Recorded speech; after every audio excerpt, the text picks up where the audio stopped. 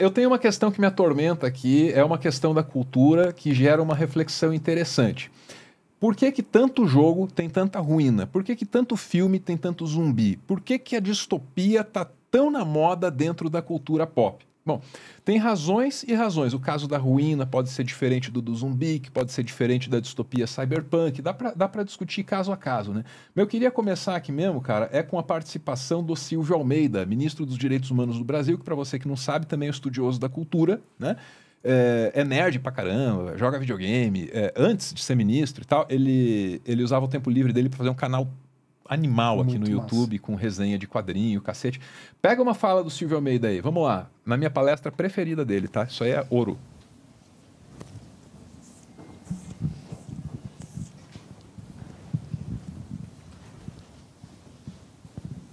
Desculpa, só uma coisa que me veio à mente, que eu falei de super-herói, é uma coisa interessante. Eu tenho falado isso bastante, falando com a Cláudia, inclusive. Você repararam a quantidade de filmes apocalípticos de super-herói que tem hoje? É um sintoma da cultura, é um sintoma da crise, né? Ou seja, as pessoas acham ou que o mundo vai acabar num barranco, ou que vai ter só zumbi, né? Ou então gente lutando por gasolina, foi mais ou menos o que aconteceu aqui no Brasil há pouco tempo, Mad Max. Ou então vai ter que vir alguém de outro mundo, então para nos salvar, né? Porque a gente mesmo não se salva. É um sintoma violentíssimo. É mais ou menos como aqueles filmes de invasão extraterrestre que emulavam a Guerra Fria, né? Tá aí, Silvio Almeida. Essa palestra aí tem uma hora e meia, assim, bem investida, cara, que vai iluminar a tua vida. Gosto muito, não paro de indicar. Mas vamos lá, pro caso em questão aqui. Ruínas em videogames. Tenho jogado, amigos, Final Fantasy VII, o Rebirth, que é o jogo da minha vida, né? Temos imagens aí, vamos mostrar. E esse jogo é uma distopia anarcocapitalista, né? Então é uma grande empresa que fornece energia e produz veículos que usam uma energia que é a energia vital do planeta. Aí de onde eles sugam essa energia, tudo vai morrendo e nada mais pode crescer, nem planta, nem bicho, nem nada. Essa é a história aí do jogo. Só que agora, nesse remake, se for para chamar assim, ou reboot, sei lá, os caras trazem um passado de uma tal república, que antecede o reinado dessa empresa, né? E tudo que era da república não apenas era melhor, era mais humano, era mais decente, como está em ruínas. E então tem essa diferença entre o original do 97, perdão, do ano de 1997 e esse de agora, entendeu? Que está cheio de ruína e fala com muita eloquência assim de um passado que se perdeu, de uma ruptura nessa sociedade. Tá aí o meu preferido, Barrett Wallace, na tela. Isso aí é badass. Tá aí, Final Fantasy VII, ruínas. Aí você vai jogar Zelda, por exemplo. A última vez que eu vi uma Hyrule, ou Hyrule, que é a terra do Link lá, vibrante, viva, deve ter sido no Ocarina of Time de 1960. O videogame chama 64, cacete. O ano de lançamento do jogo é 1997, perdão. Mas tá aí. Aí o caso da ruína, eu trouxe o Silvio Almeida para falar sobre cultura e tal. Daí eu tô aqui com o Guilherme, que entende jogo, é designer, o Marcelo, a mesma coisa. O caso da ruína tem um fator prático ali, né? Uhum. Uma ruína dá um level design mais inspirado, não dá não? Porque a cidade tem que seguir uma ordem, uma lógica. A ruína pode ser a avacalhação que você quiser, pode ser feita para você subir, descer, escalar, pular, entendeu?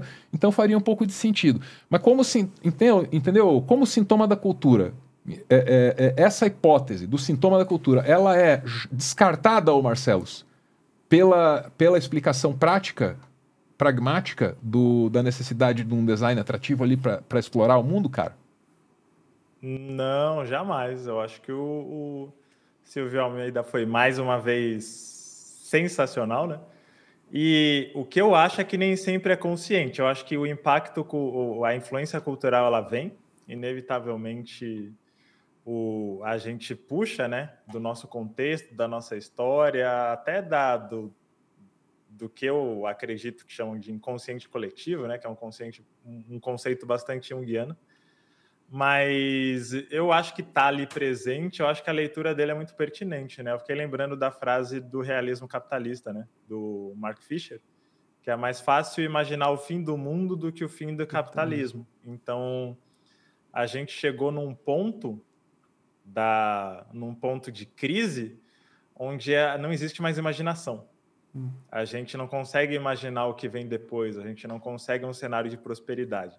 A gente imagina quando já tiver tudo em ruínas, seja por guerra, seja por crise climática, seja por invasão alienígena, seja por revolução das máquinas, a gente consegue imaginar a ruptura.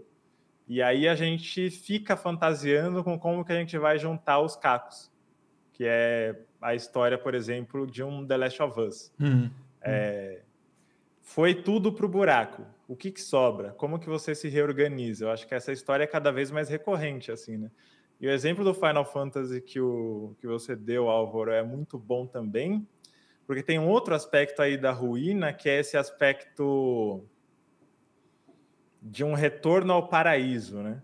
De um quase como se tivesse um jardim de Éden no nosso passado, que seria, no caso do Brasil, seria o contexto dos povos originários, né? A gente fala muito, se os europeus não tivessem vindo aqui encher o saco, a gente ia estar suave, a gente ia ter uma vida de sonho, em conexão com a natureza, que também, às vezes, é uma forma de exotização, mas que fala muito sobre outras comunidades que teriam dado mais certo do que a nossa.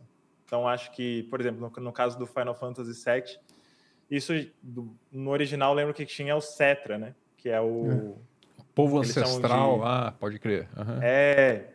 E eu acho que tem muito essa coisa de existia um povo no passado em sintonia com a natureza que não era capitalista e esse povo estaria de boa.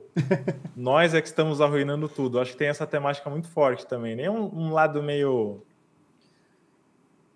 colonialista de Indiana Jones, assim, né? De vamos explorar uma terra desconhecida e lá tem uma civilização antiga com grandes segredos. Acho que vai mais por aí. E aí, Guilherme, ruínas. A explicação está na jogabilidade? Está no aspecto prático de se montar um jogo? Ou realmente trata-se de um sintoma da cultura?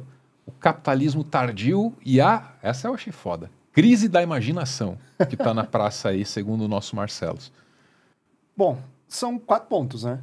Jogabilidade, a questão da história e a questão de remeter a algum sintoma do pós-capitalismo.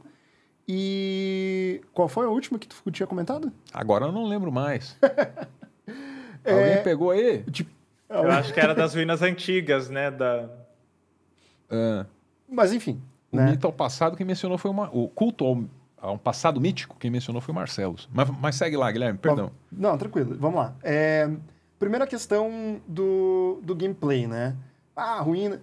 O que eu acho interessante da ruína é quando a gente observa, por exemplo, a ideia do Shigeru Miyamoto no primeiro Zelda. Né? Mas aí a gente não tá falando de ruína, a gente tá falando de caverna, que ele gostava de explorar ali onde ele morava, não sei o quê. E o que uma ruína num jogo interativo proporciona, numa mídia interativa proporciona, é a instigação da imaginação, do tipo, o que tinha aqui antes? O que aconteceu aqui antes? Né? E isso meio que desperta a criatividade e também poupa tempo para quem está produzindo. É legal quando tem uma explicação e tem uma exposição de por que aquilo está em ruínas, né? Que é no caso, por exemplo, no Final Fantasy VII. E, aliás, isso é um tema recorrente nos Final Fantasy, né? Tem uma civilização anterior. Eu queria fazer referência daí ao Dark Souls. Dark Souls, ele usa o ambiente como narrativa de uma forma muito inteligente nesse sentido, né? Que aí a gente vai para a segunda questão. Ruínas como símbolo de um capitalismo, de uma realidade que está ruindo, né? Dark Souls, o cenário de Dark Souls, ele é literalmente isso.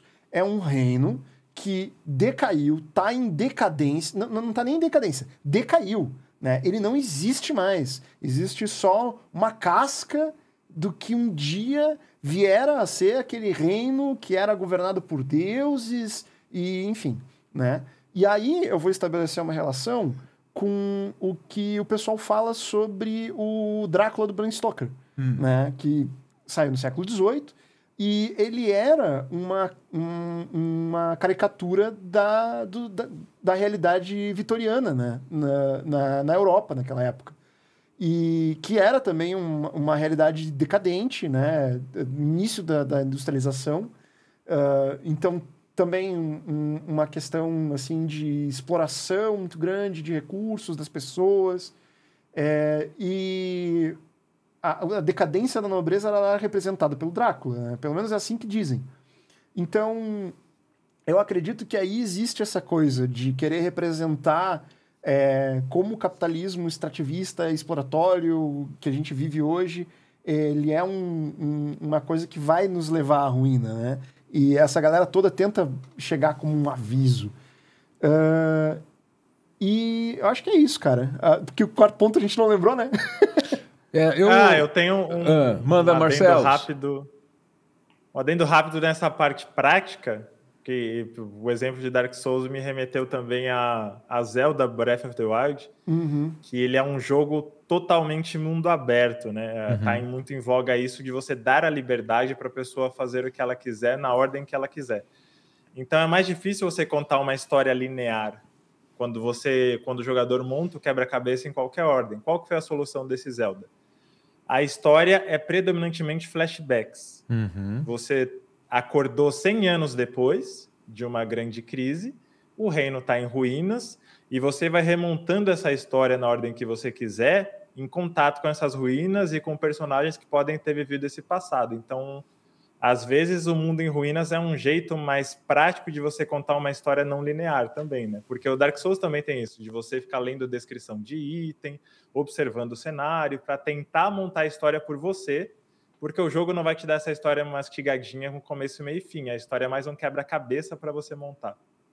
Sensacional. Outro aspecto aí bem lembrado. Uma coisa que me ocorreu agora, só por referência, sim, e não é para ficar dropando o nome de intelectual, não. Eu fico imaginando se o Silvio Almeida estava fazendo uma referência assim mais ou menos indireta ao McLuhan, né?